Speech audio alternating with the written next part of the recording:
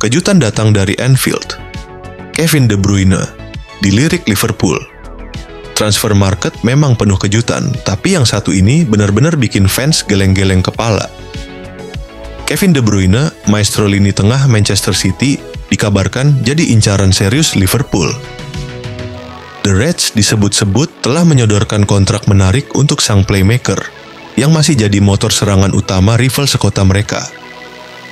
Langkah nekat atau manuver cerdas? Langkah Liverpool ini tentu saja mengundang tanya besar berani benar mendekati ikon City yang telah menjadi simbol dominasi era Pep Guardiola.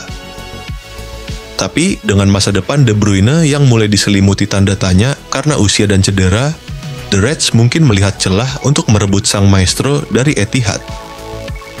Apalagi kehadiran Jude Bellingham dan generasi baru gelandang di City bisa jadi membuat posisi De Bruyne tak seaman dulu. Saingan berat dari Italia. Tapi Liverpool tak sendiri. Klub raksasa Serie A juga dikabarkan ikut mengintai situasi De Bruyne. Nama-nama seperti Juventus dan Inter Milan mulai muncul ke permukaan, siap menyodorkan proyek ambisius untuk menarik gelandang Belgia itu ke tanah Italia. Persaingan pun memanas dan kini semua mata tertuju pada keputusan De Bruyne tetap setia di City, petualangan baru bersama Liverpool, atau mencoba tantangan di Serie A. Jika terjadi, efek domino bisa meledak andai transfer ini benar-benar terwujud, dampaknya bisa mengguncang Premier League. Bayangkan De Bruyne dalam balutan merah Liverpool mengatur ritme permainan di Anfield.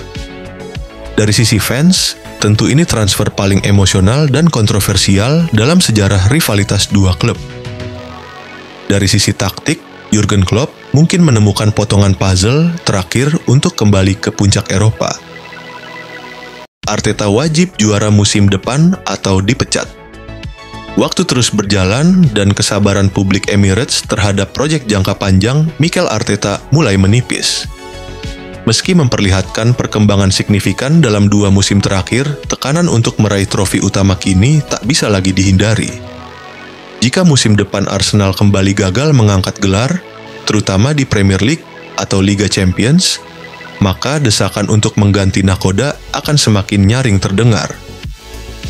Status proyek jangka panjang tak lagi cukup untuk meredam ekspektasi fans dan manajemen klub. Arsenal resmi puasa trofi. Kekalahan dari PSG di Liga Champions dan kegagalan menyalip Liverpool di Liga menandai musim tanpa gelar lainnya bagi Arsenal. Padahal investasi besar dan konsistensi performa sempat membuat publik yakin bahwa musim ini bisa jadi titik balik. Namun, realita berkata lain. Arsenal kembali mengakhiri musim tanpa trofi, dan catatan ini memperpanjang puasa gelar mayor mereka sejak Piala FA 2020. Pencapaian sebagai penantang serius kini terasa kurang, berarti tanpa trofi di tangan. PSG bukti sukses instan bisa diraih. Di sisi lain, Eropa, Paris Saint-Germain justru menunjukkan bahwa hasil cepat bisa diraih dengan strategi yang tepat. Meski sempat diragukan setelah kepergian Mbappe dan Neymar, PSG justru menemukan keseimbangan baru yang efektif. Mereka berhasil meraih gelar domestik dan menembus fase akhir Liga Champions. Tanpa dalih proses panjang, klub ibu kota Prancis itu membuktikan bahwa mentalitas pemenang dan efisiensi dalam perombakan skuad bisa membawa hasil nyata dalam waktu singkat. Marcelino Ferdinand mulai. Pertimbangkan tinggalkan Oxford United, Liga Inggris muncul jadi opsi menarik. Marcelino Ferdinand mulai memasuki fase penting dalam karirnya di Eropa. Setelah menjalani musim penuh dinamika bersama Oxford United di Ligue 1, gelandang muda Indonesia itu dikabarkan mulai membuka opsi untuk melanjutkan karir di tempat lain. Salah satu alternatif yang mencuat adalah kemungkinan hijrah ke klub kasta lebih tinggi, termasuk dari Liga Inggris. Bukan sekadar ambisi, gaji jadi pertimbangan serius.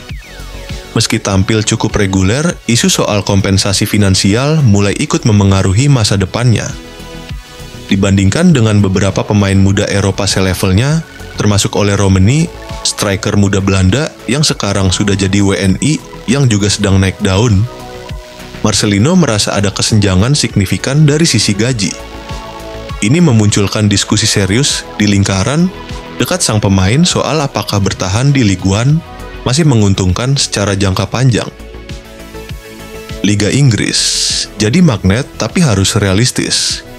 Ketertarikan pada atmosfer Liga Inggris memang bukan hal baru. Namun, Marcelino juga paham bahwa untuk menembus klub Championship atau bahkan Premier League, ia perlu menunjukkan performa luar biasa secara konsisten. Meski demikian, agen sang pemain disebut sudah mulai menjajaki peluang di beberapa klub yang memantau perkembangan Marcelino sejak ia masih berseragam Persebaya.